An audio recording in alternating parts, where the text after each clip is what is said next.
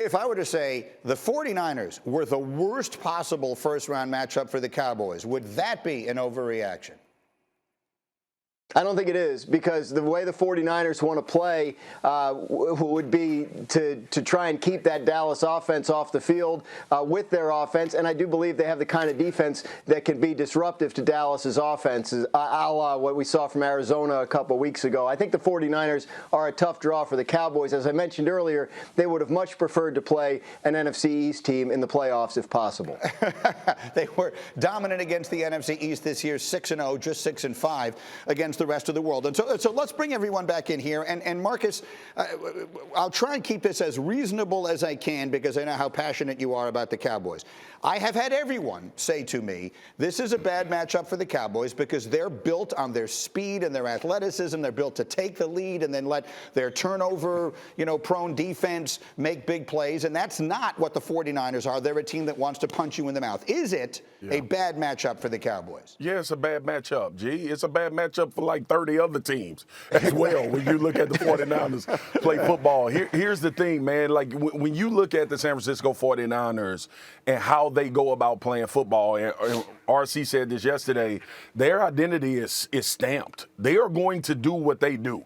And if you can't stop it, you're going to have a long day of playing football. They're going to get Deebo Samuel in advantageous situations out of the backfield, find matchups with him on linebackers. They're going to use George Kittle along the middle of the field, Elijah Mitchell, this run game, the intricacies of this run game, how difficult it is just schematically is a tough out for a lot of teams. And when you look at the Cowboys, okay, and you think about this defense, yeah, they live and thrive on takeaways, but they also have a lot of team speed. And you got to be able to get to the ball and tackle it. Another thing people don't talk about when it comes to the 49ers, as good in run after the catch as anybody in the league. It is paramount that you get guys on the ground. So it's going to have to be up to this Dallas Cowboys front. Micah Parsons is going to have to play out of his mind, which we expect him to. And Deebo Samuel will have to be limited, because if you let him have his way, I don't care who they playing against, they are going to have a shot to win the football game. And it creates a comfort level for Jimmy Garoppolo in those moments where he needs to make passes downfield. So, yeah, it's a tough matchup for the Dallas Cowboys. And the Cowboys are going to have to put pressure from an offensive standpoint on San Francisco, on their offense to score points in droves and fast. That exactly is where I was going to go here, Domonique, is it does feel like, again, and Jeff Saturday knows these teams better than anybody because it's the way his Colts teams were built. They were built to play with the lead. So do you see the pressure this weekend, Domonique, on Dak to give the Cowboys the lead? Is it on the Cowboys offense to win this game? Absolutely. It absolutely is. And Jeff Greeny, yeah, he just called you soft. That happened. But I do think that the pressure is on them to score the points and put them at position, because all those things that the 49ers do well and all the things that the Cowboys do well, like, they work against them. Like, that team speed is a problem against a Shanahan-type team that's going to use misdirection. It makes it difficult. He's not going to attack the edges. They attack the middle of the field. They manipulate linebackers. And someone like Micah Parsons, as talented as he is, he's still young. They're going to find ways to put him in positions that stress him and make him make decisions and see types of things that he hasn't seen before. So, yes, I agree this is a bad matchup for the Cowboys, but honestly, the 49ers is a bad matchup for just about everyone in the NFL, because very few teams play like this. Very few teams have a tackle like Trent Williams who can pass block anybody and plow through everybody. So, yes, it's going to be a tough game, but I do think that Dak's going to be able to score enough points to give them trouble.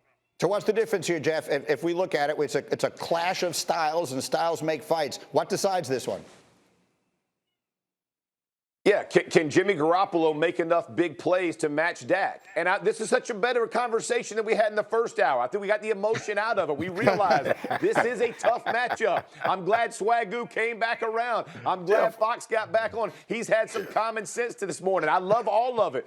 Here's the bottom line. Jimmy G is going to have to go not necessarily toe-to-toe with Dak Prescott, but he's going to have to do exactly what he did last week against the Rams. He's going to have that signature drive to take his team down pound. It's not only going to be ground and pound. I understand that. I think from Dak's perspective, he needs to start fast. If they start fast and put San Francisco kind of on the defensive early in the game, I think it will be a game they can manage. They do not want to be in a fourth quarter fight the way the Rams were. You saw how that turned out. Sir. Fatigue starts to come in and set in and do things. So when I look at it, Dak's got to have a big game, but Jimmy G has to have that signature drive to win.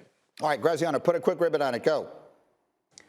Domonique mentioned Trent Williams. He has an ankle injury, didn't play this week. If he can't make it back from that injury, that's a big, big deal. He may be the best player on their entire team.